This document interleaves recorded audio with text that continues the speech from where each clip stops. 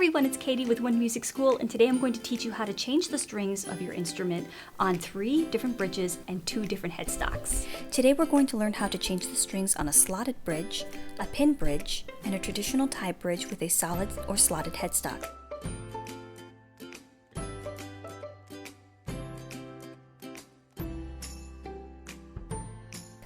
This is generally something that you want to do every 6 months or more frequently depending upon how much you play.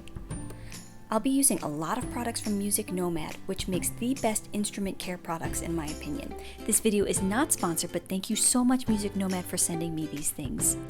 I'm using a yoga mat to help my instrument stay in place and protect it from the hard surface area where I'm working. This DIY stand I made is made out of styrofoam, a toilet paper roll, hot glue, and a t-shirt. Let me know if you want a video on that. It just supports the neck of the instrument while I'm working. Aquila strings. I also have wire cutters. First of all, you want to loosen the string or the strings. You can do this by hand or you can use a string winder. It will go a lot faster if you use a string winder, believe me. And the one that I'm using is from Music Nomad. It's made of a material that won't scratch your headstock. It's weighted and very ergonomic. It has gripped pegs to make it easier and faster for string changes because it won't slip off of your tuning pegs. Once the string is slack, cut the string and unwind the old string. I don't recommend that you cut a string that is taut because it could snap back and hit you. Take out your new string and find the end. All you need is a knot at the end, strong enough and big enough to not slip through the bridge.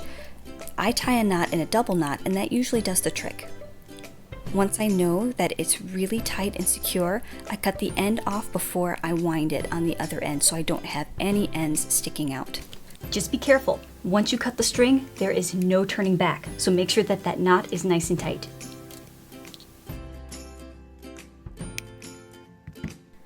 I thread it through just like I would be flossing my teeth.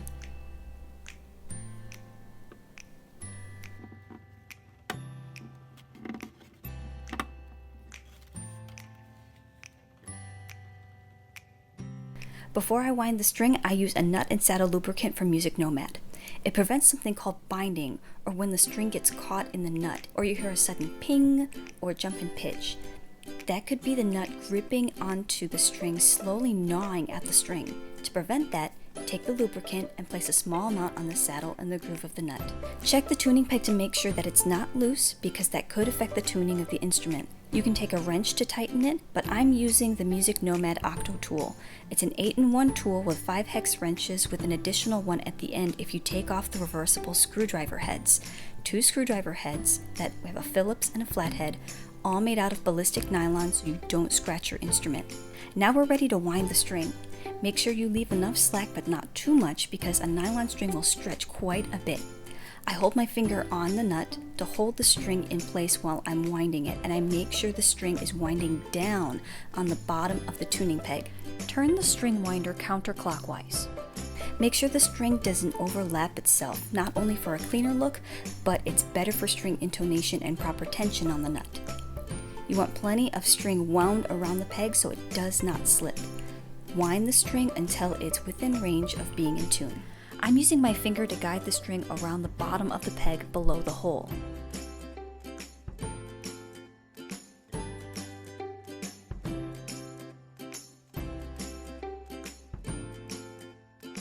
This brings me to stretching the string. You want to make sure that you're not creating flat spots in your string or thinner spots because that could affect the intonation. So I'm giving little tugs throughout the string or little pinches to loosen it up. I'm running my fingers across the fretboard to gently stretch it. The best way to break in new strings is to play the instrument. It may take a while, but it will eventually settle.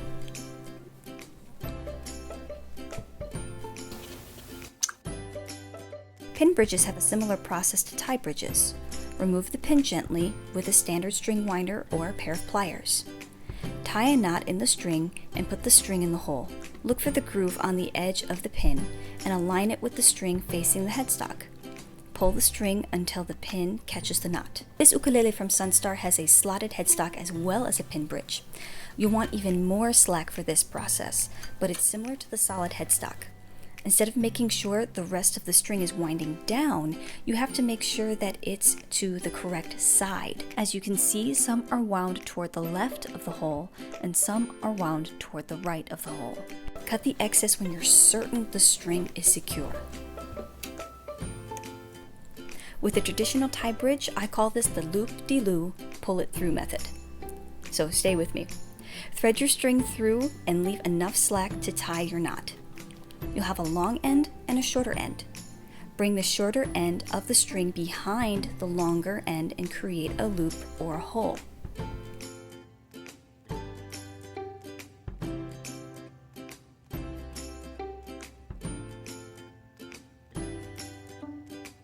Bring the end of the string under the loop you've created.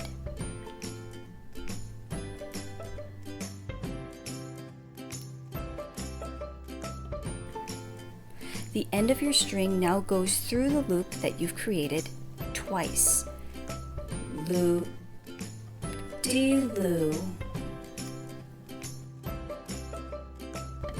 Pull it through.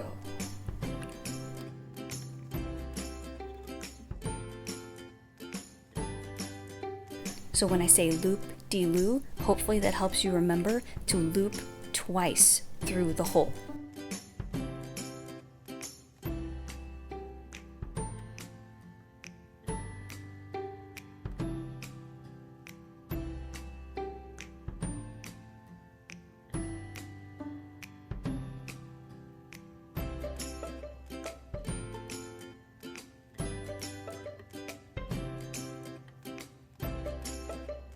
I really hope that you found this helpful. If you want to learn how to play the ukulele or the guitar, or if you want some more tips and tricks, there's going to be some cards over here and here and here. So make sure to check out my other playlists, and I'll see you in the next one. Bye.